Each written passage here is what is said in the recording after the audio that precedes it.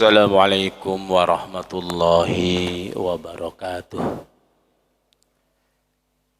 Alhamdulillahilladzi hadana lihada wa ma kunna linahtadiya laula an hadanallah. Asyhadu an la ilaha illallah wahdahu la syarikalah wa asyhadu anna Muhammadan abduhu wa rasuluh. Allahumma salli wa sallim wa barik ala nabiyyina Muhammadin wa ala alihi wa sahbihi ajma'in.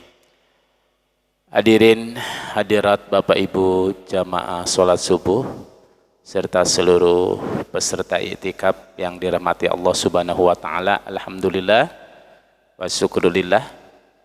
Puji serta syukur kita haturkan kehadirat Allah Subhanahu wa taala di pagi hari ini. Allah Subhanahu wa taala telah mengantarkan kita memasuki hari yang ke-25 kalau tidak salah. 25 apa 24, Pak? 24. Ya. 24.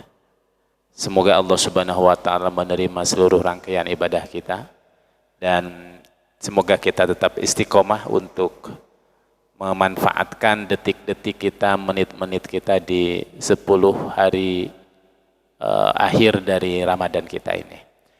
Bapak Ibu rahimakumullah, pada pagi hari ini kita akan melanjutkan pembahasan kitab Mukasyafatul Qulub, dan di pagi hari ini kita masuk dalam pembahasan fi fadlil masjid, ya, tentang keutamaan masjid dan memakmurkannya. Bapak Ibu rahimakumullah, tempat ibadah umat Islam disebut masjid. Kalau tempat ibadah orang Nasrani dalam bahasa Arab disebut al-kanisah. Terjemahannya apa? Gereja kalau bahasa kita. Kalau tempat orang Yahudi biasa disebut al-ma'bad. Apa? Sinagog. Ya. Nah, bagi umat Islam, tempat ibadahnya disebut masjid. Yang dimaksud masjid di sini sebuah bangunan utuh yang khusus digunakan untuk sholat ibadah. Jadi dalam bentuk bangunan, Bapak Ibu. Karena sesungguhnya bumi ini bagi umat Islam itu hakikatnya juga masjid. Dalam sebuah hadis kata Nabi, ju'ilatil ardu li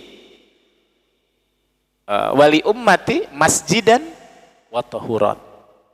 Jadi Allah menjadikan bumi ini untukku dan untuk umatku itu sebagai masjid dan sebagai alat untuk bersuci. Jadi kalau bagi umat Islam itu dimanapun sholat boleh nggak Pak? Boleh. Di lapangan, di kebun, gitu kan, di jalanan misalnya, untuk sholat. Ketika masjid tidak ada, selama bersih, tidak ada najis, silahkan saja. Kecuali ada beberapa tempat yang tidak diperbolehkan. Toilet jelas nggak boleh, Bapak Ibu. Ya.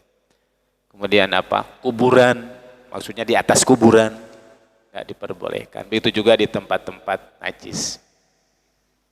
Tempat-tempat kubangan unta atau hewan-hewan beristirahat seperti itu. Selain itu silahkan selama bersih untuk sholat.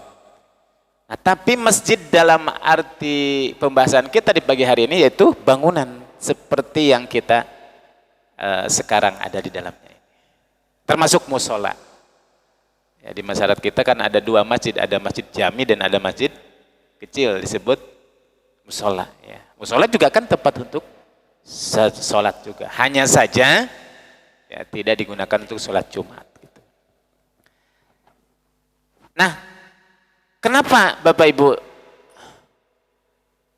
disebut masjid? Masjid itu akar katanya dari kata sajada yasjudu sujudan wa masjidan.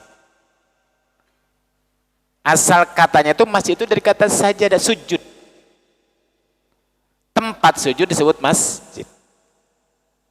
Jadi Jadi kalau dalam bahasa Arab itu gitu Pak. Misalkan qa'ada yaq'udu. Qa'ada itu duduk. Kalau kursi meja tempat duduk namanya maq'ad. Gitu. Gampang. Kemudian apa? Ta'ima makan. Kalau tempat makan mat'am. Restoran. Jadi untuk merubah satu kata, satu harokat ditambah huruf, maknanya juga jadi beda. Nah masjid juga sama. Sajadah sujud. Kalau tempat sujud, masjid. Darosa belajar. Tempat belajar, madrasah. Jalasa duduk. Kalau tempat duduk, majelis. Gitu Bapak Ibu. Majelis permusyawaratan rakyat. Itu bahasa Arab Pak. Majelis tempat duduk. Permusyawaratan musyawarah. Rakyat, bahasa Arab itu rayah. Jadi tempat duduk-duduknya wakil rakyat. Di mana? Ya di sana. Duduk, datang, duduk, dengar, doa, duit, kan itu kan. Pade. Ya. Nah, kenapa disebut masjid? Kenapa diambil dari kata sujud? Sujud itu diambil dari gerakan salat. Betul? Ada berdiri, ada ruku, ada sujud. Pertanyaannya kenapa penamaan masjid itu diambil dari sujudnya? Bukankah sholat itu ada berdiri? Bahkan berdiri lebih lama, betul ya Pak? Ada ruku. Ada pesan di sini Bapak. Apa pesannya? Sujud itu kan sebuah posisi di mana kepala sejajar dengan lutut dengan kaki. Kata Nabi ketika ditanya oleh sahabat, wahai Nabi, kapan engkau merasakan begitu intimnya, merasa dekat, merasa khusyuk di saat kau sedang bermunajat? Kata Nabi Bapak, tidak ada posisi di saat aku sedang mendekat kepada Allah yang merasa lebih dekat dan merasakan begitu nikmatnya kecuali ketika sujud. Betul kan Pak? Karena simbol pertama orang sujud kan simbol ketawaduan, betul? Sebagaimana sujud. Bayangkan Bapak Ibu kepala itu kan simbol harga diri, kehormatan seseorang. Bapak Ibu mungkin kalau ditepuk-tepuk pundak, apalagi paha, ya masih biasa. Kita menganggap bahwa itu ya masih dalam batasan-batasan apa namanya itu, bukan normal ya. Tapi coba Bapak Ibu, kalau Bapak Ibu kepala dikepuk-kepuk sama orang lain, kan gak sopan, betul Pak? Hanya 2 orang yang bisa memainkan kepala kita, yang itu tidak dianggap sebagai penghinaan, bukan pelecehan gitu. Siapa Pak? Anak, cucu, sama tukang cukur gitu. Presiden saja tunduk sama tukang cukur itu, nunduk gitu. Angkat sama cucu kita, anak kita dimainin sama cucu sama anak biasa saja. Selebihnya itu penghinaan Bapak Ibu gitu. Nah bayangkan kepala yang merupakan tanda kehormatan seorang selalu ada di atas, tapi ketika sudah berhadapan dengan Allah gak ada artinya, sejajar dengan kaki kita. Apa pesannya Bapak Ibu? Ini artinya bahwa ketika orang sudah berada di masjid itu semua sama, betul? Gak ada perbedaan, mau jenderal, mau kopral, mau rakyat, mau pejabat, semua sama. Artinya apa? Kalau orang sudah di masjid itu maka sikap ananiah itu sudah tidak boleh ada lagi. Mentang-mentang saya sebagai pejabat masjid, sop terdepan sudah penuh, pokoknya harus di depan. Gak bisa, semua sama gitu. Kalau pengen di depan dia harus pertama kali datang gitu kan. Itu sepertinya begitu Bapak Ibu. Karena semua sama di masjid itu. Gak ada perbedaan di hadapan Allah Subhanahu wa taala. Siapa yang paling depan, paling pertama datang ke masjid berhak untuk duduk paling depan. Ketika dia datang belakangan, maaf, walaupun Anda pejabat, gak boleh itu. Kalau secara akhlak Islam. Gitu ya. Ananiyah itu enggak ada. Makanya kalimat sholat ketika sholat tadi ya, itu yang digunakan kalimat yang dipakai kan bukan ana. Tapi apa? Nahnu. Kami. Iyyaka na'budu wa iyyaka nasta'in. Hanya kepada belah kami. Kebersamaan. Kami semua. Bukan saya. Ya. Oleh karena itulah maka memang masjid ini tidak boleh dimiliki oleh pribadi. Oleh golongan, oleh masyarakat. Tapi masjid itu milik siapa, Pak? Milik Allah. Wa annal masajida lillahi. Itu dalam surat At-Taubah. Nah, takmir dalam hal ini sebagai pengelola yang bertanggung jawab untuk mengelola, mengatur, bukan pemilik, karena memang nggak ada pemiliknya. Milik Allah. Artinya siapapun boleh memakmurkan masjid. Siapapun sholat boleh tanpa memandang apapun itu. Dengan syarat apa? Syarat tujuannya dalam rangka untuk ketakwaan. Membangun ketakwaan. Mendekatkan diri kepada Allah. Ya. Tapi kalau tujuannya bukan untuk itu nggak boleh. Makanya di zaman Nabi itu pernah ada masjid dibangun tapi Nabi nggak mau sholat di dalamnya. Masjid apa namanya, Pak? Masjid Diror. Kalau menurut sebutan. Ya. Ceritanya gimana? Jadi ketika Nabi sudah ada di Madinah, sudah bikin masjid, sudah bangun masjid. Masjid yang pertama kali dibangun. Tiba-tiba orang munafik juga bangun masjid. Bangun masjid. Tapi tujuan bangun masjid itu lain, Bapak Ibu. Tujuan itu untuk supaya memecah belah umat pada waktu itu. Sudah dibangun, sudah jadi, datang kepada Rasul. Rasul tolong dong jadi imam di masjid kami. Kami sudah bangun masjid. Mungkin bisa jadi masjidnya megah gitu Bapak Ibu. Turun ayat apa? La takum fihi abadan. La masjidun ussisa ala taqwa ahaqqu an takuma fihi rijalun yuhibbuna an yatatahharu. Nabi jangan mau kata Allah itu kan. Salat di sana, kau jadi imam di sana. Masjid yang pertama kali dibangun itulah yang itu lebih berhak untuk kamu, untuk engkau makmurkan di masjid itu. Kenapa? Karena di dalamnya rijalun, terdapat orang-orang yuhibbuna an yatatahharu, suka membersihkan diri, suka mensucikan diri. Benar-benar mereka itu adalah orang-orang yang murni membangun dalam rangka untuk ketakwaan. Itu Bapak Ibu. Nah, ini pesan penting dari sebutan masjid. Ya. Nah, lalu apa keutamaannya? Gitu Bapak Ibu. Maka Imam Al-Ghazali mengutip sebuah ayat, A'udzubillahi minasyaitonirrajim, innama ya'muru masajidallahi man amana billahi wal yaumil akhir. Sesungguhnya hanyalah, kalau dalam bahasa Arab namanya ini adatul hasr, dibatasi. Orang-orang yang beriman kepada Allah dan kepada hari akhir itu adalah mereka yang hanya siapa? Memakmurkan masjid. Jadi maknanya apa? Kalau ada orang yang gak mau memakmurkan masjid, berarti dia gak punya iman gitu. Karena tanda orang yang beriman itu hanyalah mereka yang mau memakmurkan masjid. Kalau ada orang yang gak mau memakmurkan masjid, oh berarti gak punya iman. Jadi sederhana dulu itu Bapak Ibu Allah, kalau di zaman Nabi untuk membedakan seorang itu benar-benar iman sama yang imannya itu enggak benar, enggak murni, lihat mau memakmurkan masjid kan? Mau menghidupkan masjid kan?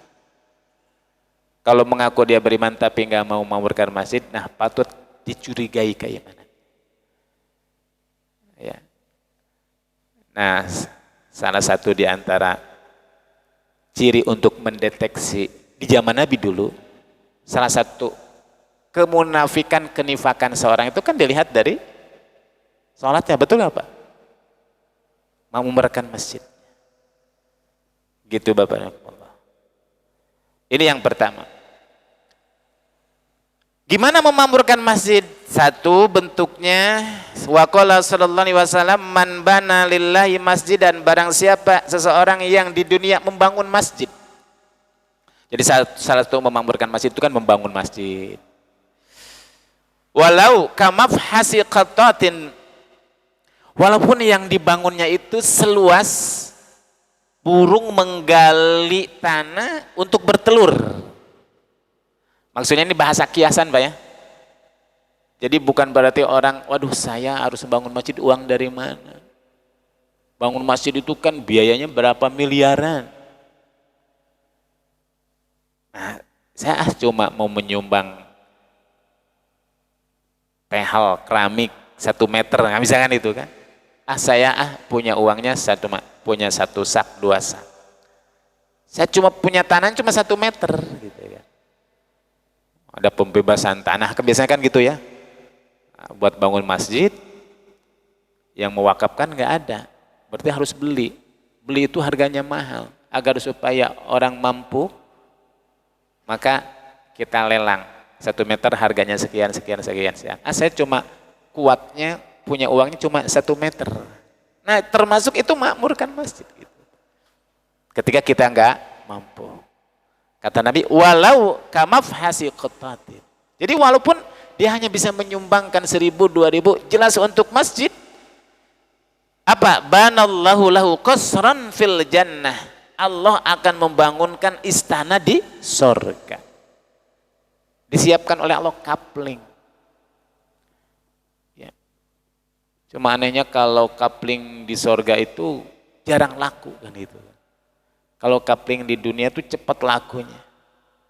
Jadi Bapak Ibu kalau ingin disediakan nanti yaumul kiamat kapling, nah Allah sudah buka kapling. Siapa orang yang mau menyumbangkan, mau mengimpakan sebagian hartanya untuk membangun masjid.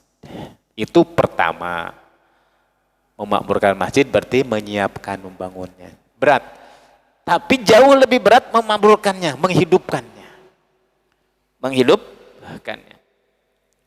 Wa qala sallallahu alaihi wasallam, man alafal masjida alafahullahu ta'ala, barang siapa seorang yang cinta masjid, Allah pun akan mencintainya. Gimana caranya? Sederhana, salah satu diantaranya memamurkan masjid itu kan sholat berjamaah di masjid, hadir di majelis ilmu di masjid, membersihkan masjid. Ya. Idza dakhala ahadukumul masjid falyarka raka'ataina. Salah satu minimal bentuk memamurkan masjid, kalaupun tidak atau sholat fardu belum, sederhana. Apabila kalian masuk ke masjid, falyarka raka'atain, sholatlah 2 rakaat qabla an yajlis, sebelum duduk. Sholat apa namanya Pak? Tahiyatul masjid. Namanya tahiyatul masjid, dan hukum tahiyatul masjid itu termasuk sunnah muakkad Bapak Ibu. Jadi Bapak Ibu masuk masjid, sholat. Keluar, masuk lagi, sholat. Ya. Namanya tahiyatul masjid. Dalam suatu kejadian, bahkan Nabi ketika sholat Jumat, sedang khutbah Bapak Ibu. Tiba-tiba ada sahabat masuk. Sedang khutbah dia langsung duduk. Nabi memberhentikan dulu khutbahnya. Fulan berdiri dulu, sholat dulu. Jadi sampai sejauh itu Bapak Ibu. Sholat 2 rakaat. Tambah lagi mungkin nanti sholat qobliyah, ba'diyah. Sholat setelah wudhu lagi 2 rakaat.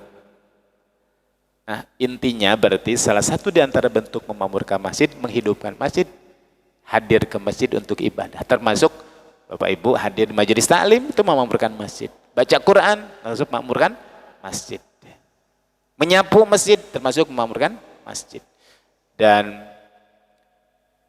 orang yang memamurkan masjid, termasuk yang membersihkan masjid itu juga di mata Rasulullah itu luar biasa Bapak Ibu. Setiap kita kan punya apa ya? Punya amalannya sesuai dengan kapasitas kita masing-masing. Dan surga itu tidak harus kemudian didapatkan dengan semuanya dengan infak sodakoh. Tergantung kita nih pasti kondisinya sedang di mana. Ada orang masuk surga karena pangkat jabatannya dengan kekuasaannya. Ada orang yang masuk surga karena dengan jihadnya. Ada orang masuk surga dengan infak sodakohnya. Ada orang masuk surga dengan membersihkan masjid, kan ada Bapak Ibu. Pernah suatu ketika ada Nabi datang ke masjid. Dia kaget Bapak Ibu. Ini kata Rasul, mana biasa orang yang suka bersih-bersih masjid itu. Oh Rasulullah, dia sudah meninggal. Meninggal, tolong dong tunjukkan di mana kuburannya. Akhirnya Rasulullah sholat gaib di atas kuburannya Bapak Ibu. Menghormati dan menunjukkan betapa mulianya orang yang kerjanya sebagai marbot, bahasa kita itu. Membersihkan masjid. Ya. Kemudian, la sholata li jaril masjid illa fil masjid. Tidak sempurna sholatnya orang yang dia itu rumahnya dekat dengan masjid, jar itu tetangga, illa fil masjid, kecuali di masjid. Ya, alhamdulillah. Wa qala sallallahu alaihi wasallam al malaikatu tusalli ala ahadikum. Malaikat itu mendoakan orang yang madama fi musalla, selama dia berada di masjidnya. Jadi kalau Bapak Ibu rahimakumullah sedang berada di masjid, selama Bapak Ibu di masjid membaca Al-Qur'an, membaca wirid-wirid, zikir, selama di masjid sholat, selama di masjid duduk-duduk, selama di masjid iktikaf, selama berada di masjid. Madama, selama dia berada di masjid, malaikat apa? Mendoakan. Apa doanya? Allahumma salli alaihi, Allahumma rahamhu, Allahumma gfir lahu. Ya Allah, tolong dong orang yang sedang di masjid ini. Apa? Irhamhu, berikanlah rahmat olehmu. Ighfirlahu, ampunilah dia. Malam yuhdis, selama dia tidak punya hadas. Jadi kalau Bapak Allah sedang di masjid, hadas. Nah, mau di masjid, masih duduk, keluar dulu. Kemudian apa? Wudhu dulu, masuk lagi. Karena kalimatnya selama dia tidak dalam keadaan suci terus, Bapak Ibu rahimakumullah. Ya. Jadi kalau orang yang tidak berada di masjid, sholatnya di rumah, dapat doa malaikat enggak? Enggak. Itulah fadilahnya kenapa sholat berjamaah. Diamini oleh malaikat ketika imam waladhdallin, amin, ikut ngamini. Begitu juga dia didoakan. Kenapa? Karena dia sholatnya berada di masjid. Ya. Au yakhruju minal masjid. Malam yuhdis. Nah, selama dia tidak punya hadas, au yakhruju minal masjid, atau selama dia keluar. Maksudnya kalau sudah keluar nggak dapat gitu maksudnya Bapak Ibu. Kalau selama di masjid dapat. Makanya kalau sudah berada di masjid, berlama-lama. Kalau sedang di pasar, jangan lama-lama. Kata Nabi apa Pak? Ahabbul biladi ilallahi masajiduha wa abghadul biladi ilallahi aswaquha. Tempat-tempat yang paling dicintai oleh Allah adalah masjid-masjidnya, tempat-tempat yang paling tidak disukai oleh Allah adalah pasar-pasarnya. Tapi bukan berarti oh kalau gitu nggak boleh di pasar, bukan. Maksudnya Pak, kalau di masjid itu kan setiap detik menit itu ibadah itikaf. Kalau di pasar itu dangdutan ada, copet banyak, yang judi juga banyak, sumpah serapah, yang jualan berdusta sebagian. Di masjid itu orang niat ke masjid apa coba Pak? Mau ibadah. Itu. Ya walaupun mungkin ada juga yang niatnya sama. Tapi kita husnuzan kepada Allah Subhanahu wa taala. Malam yakhruj minal masjid. Wa qala Nabi sallallahu alaihi wasallam ya'ti fi akhir zaman, Nabi berkata akan datang di akhir zaman nasun, manusia min ummati dari umatku, ya'tunal masajid, masuk masjid, fayaquduna, kemudian mereka duduk fiha halqan membuat lingkaran-lingkaran, duduk ngobrol. Apa? Dzikruhum dunya, obrolan mereka tentang dunia. Wa hubbud dunya, dan mereka cinta dunia. Kata Nabi, la tujalisuhum, engkau jangan ikut duduk bersama mereka. Falaisa lillahi bihim haja, Allah tidak butuh terhadap kelompok-kelompok itu. Jadi Bapak Ibu, kalau berada di masjid berarti bukan nggak boleh bicara tentang dunia. Kita bahas kajian fikih tentang fikih jual beli, kan tentang dunia, nah, itu boleh. Ilmu yang halal dan haram ketika kita berjualan beli, nah, itu boleh. Tapi ini nggak ada ilmu di sana. Yang diobrolan itu tentang apa? Tentang misalkan harga-harga mobil yang paling mahal ngetren sekarang apa, gitu kan? Ngobrol tentang apa? Tentang gadget yang sedang update sekarang apa? Kalau sudah di masjid itu apa? Bicarakan tentang akhirat, gitu. Bicara tentang iman, Islam, mengingatkan kepada kita untuk kita bersiap-siap membekali diri beramal saleh. Ya. Jadi Bapak Ibu rahimakumullah, hati-hati. Makanya kalau sudah ada dalam masjid itu nggak boleh ada transaksi, betul? Jual beli. Nabi melarang. Kalau ada di masjid jualan baju koko, jualan mukena, ya mumpung di jamaahnya banyak. Nah, ini kebetulan jamaah banyak. Habis pengajian, ibu-ibu, saya bawa ini baju koko murah harganya. Apalagi sekarang mau lebaran, silahkan. Satu baju sekian-sekian. Nah, itu nggak boleh Bapak Ibu. Ya.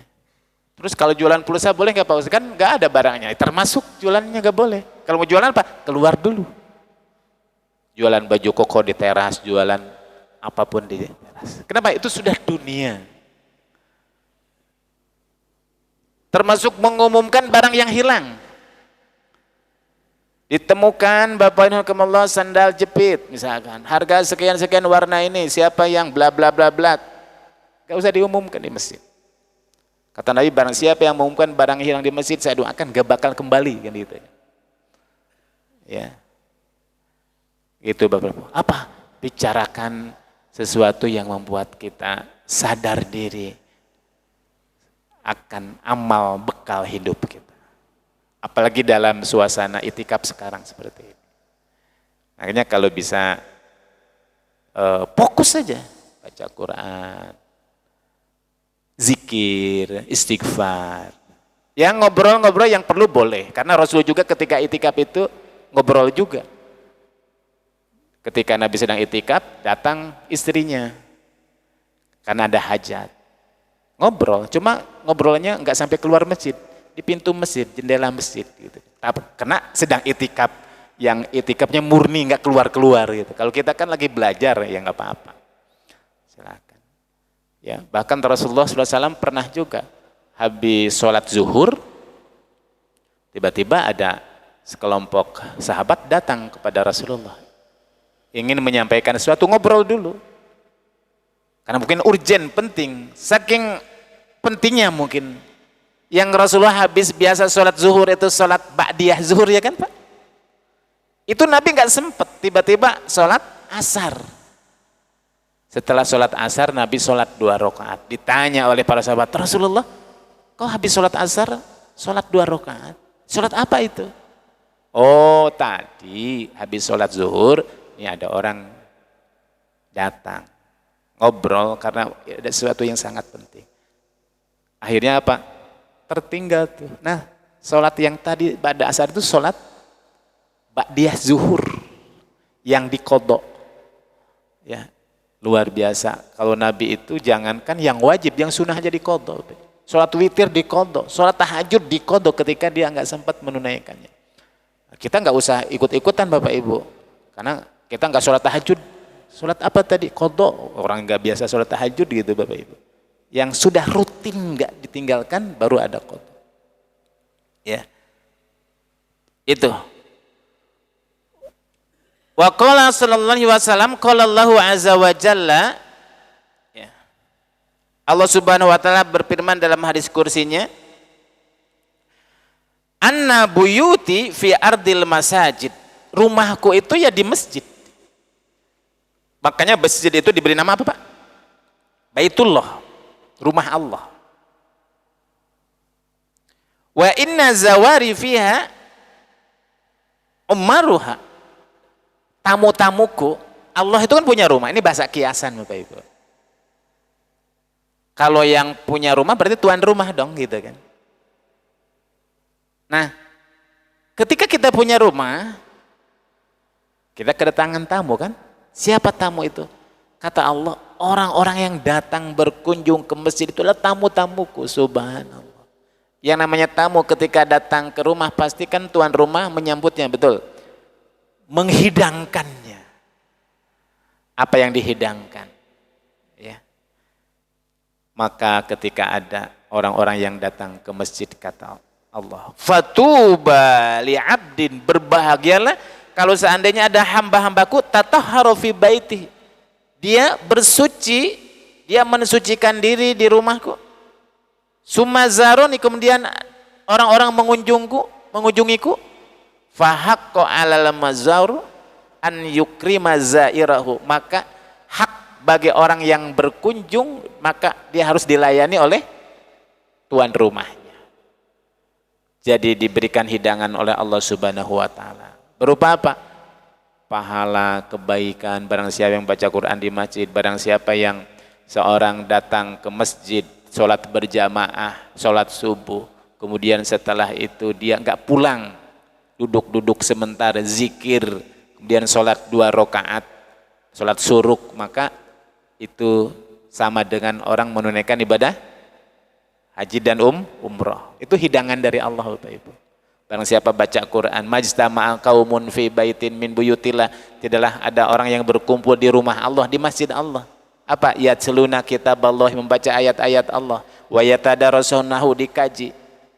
Nazalat alaihimus sakinah, sakinah diturunkan, wa ghasyiyatuhumur rahmah, rahmat ditumpah curahkan, wa haffathumul malaikah, malaikat pun ikut menghadirinya, wa zakarahumullahu fiman indah, Allah menyebut-nyebut nama-nama orang yang hadir di masjid itu, namanya disebut oleh Allah, diabsen oleh Allah, disampaikan kepada malaikat, ya malaikat, nih si fulan hadir duduk di masjid sekian jam, sekian menit, berikanlah rahmat, magfirah dan ampunannya, doakanlah orang yang di masjid. Kalau nggak di masjid nggak dapat hidangan itu.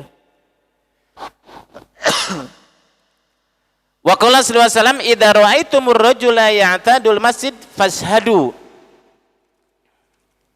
lahu bil iman. Kalau engkau menyaksikan ada orang yang bolak-balik ke masjid,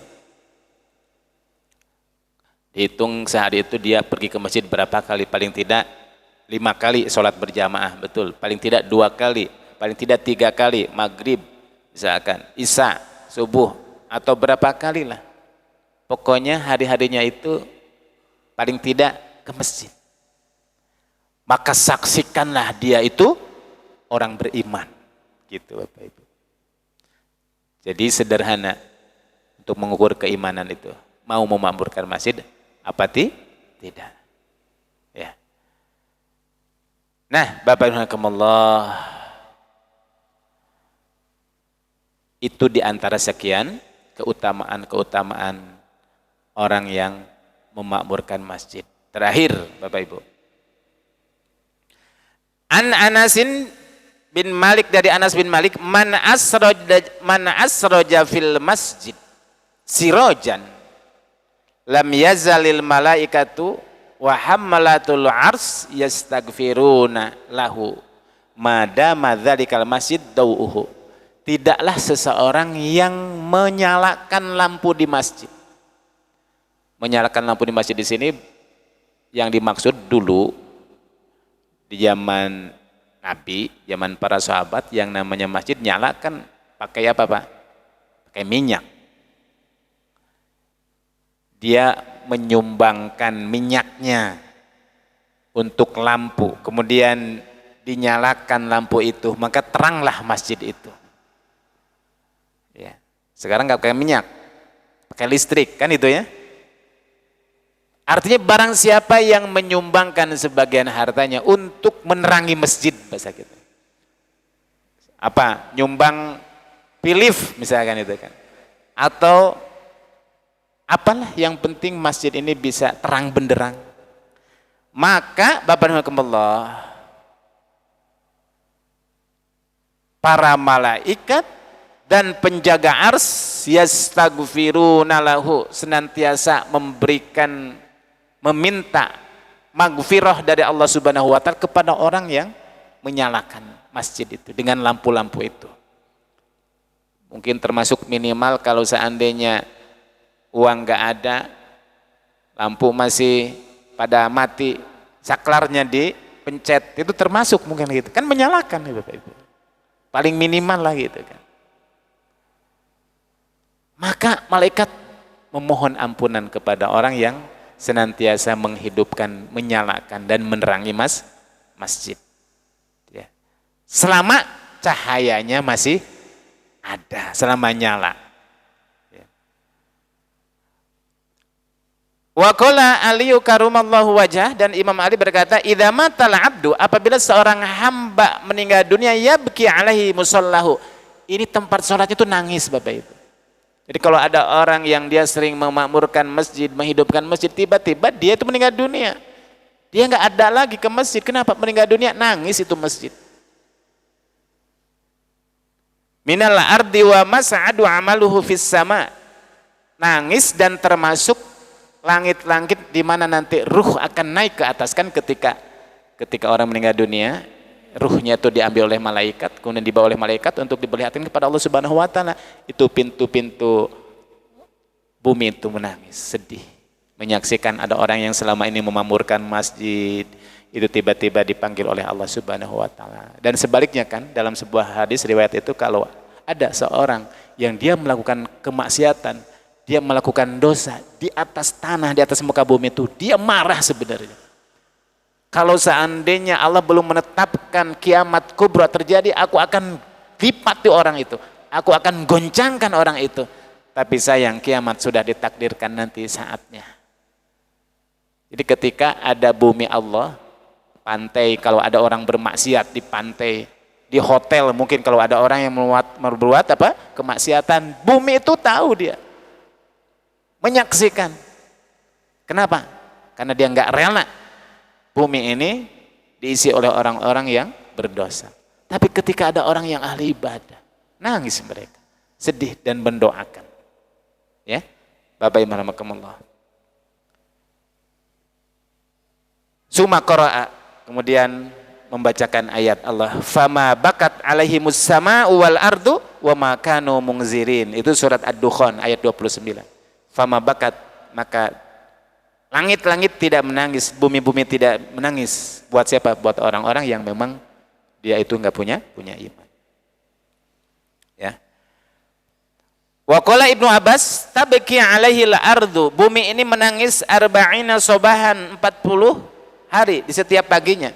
Wa qala Atha al-Khurasani, ma min abdin yasjudu sajdatan, tidaklah seorang hamba sujud satu kali saja sujud, fi buq'atin min buqa'il ardi, di tempat-tempat yang ada di muka bumi ini, illa, melainkan syahidat lahu yaumal qiyamah, akan menjadi saksi nanti di yaumal qiyamah. Wa bakat alaihi yauma yamutu, dan dia nangis di saat dia mati, meninggal dunia. Makanya kenapa ada semacam sebuah sunnah kan, kalau kita habis sholat fardu mau sholat sunnah, kita pindah kan selengkah dua lang. Kenapa? Karena tempat sujud kita di situ nanti akan menjadi saksi.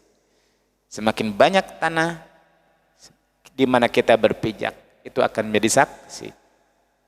Kita berangkat dari rumah menuju masjid, setiap tapak kaki yang kita injakan itu juga akan menjadi saksi dan akan menjadi pelebur dosa-dosa kita.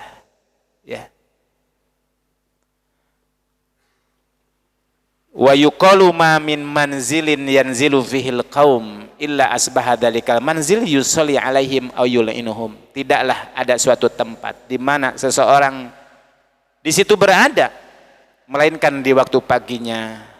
Tempat yang kita berada di situ cuma ada dua kemungkinan. Satu, yusalli alaihim aw yul'inuhum. Satu, mendoakan atau sebaliknya melaknat.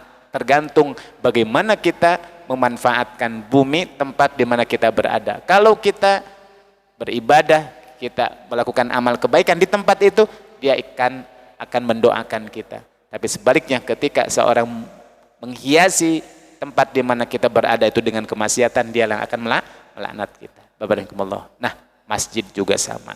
Oleh karena itulah Bapak dan Allah, ya, berbahagialah yang kita menyediakan waktunya untuk memakmurkan masjid, menghidupkan masjid dan mengisi masjid ini dengan amalan-amalan saleh.